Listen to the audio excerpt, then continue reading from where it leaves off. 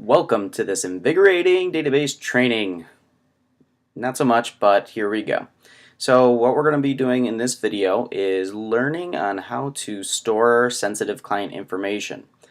There is a variety of circumstances in which the need for having or storing the sensitive client information really comes to be quite valuable. So that information ranges from things like their social security number to their DTE login information, their DHS, MiBridges account information. Sometimes it's even as simple as their email information as well. Just depending on the client and the needs of that client, there may be a need to essentially save some information that is sensitive. So where that information belongs is in the client's folder. So we're going to go back to Mr. Bob Boberson and we're going to jump into his folder and see where it's at. Alright, so here, sensitive client information. Just like all the other forms, if we click Create New, that'll jump us into it. Just to kind of back up a little bit, the reason that this information is in a separate form is that this form with the administrative settings are much more strict, and so it is better protected, and there's more limited access as far as who can and cannot get into this form and see the other information.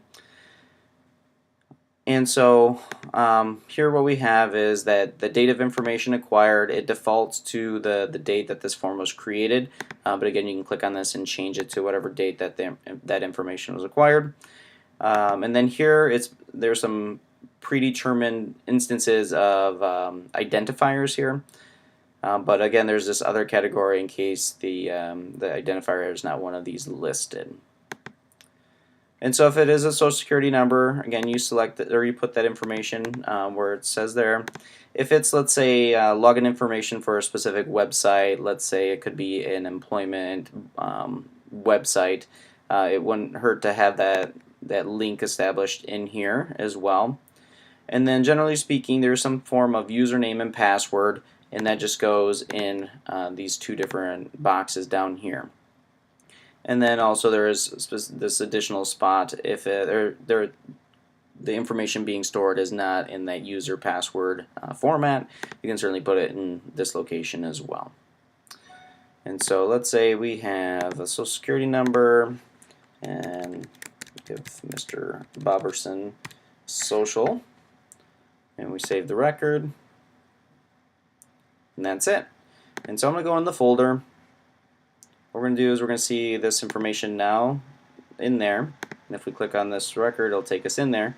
And if we have any additional information that comes along, let's say the client has a new email address or something like that, and they want us to hold on to that information just because that they are worried that they might not be able to remember that information.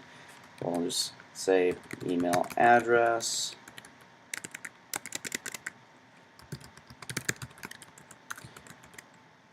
and then we put the username and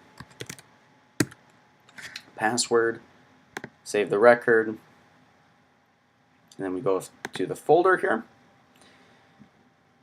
And now we can see two different instances of that sensitive client information being stored. That does conclude how the sensitive client information form works. And if you have any questions, feel free to contact your supervisor.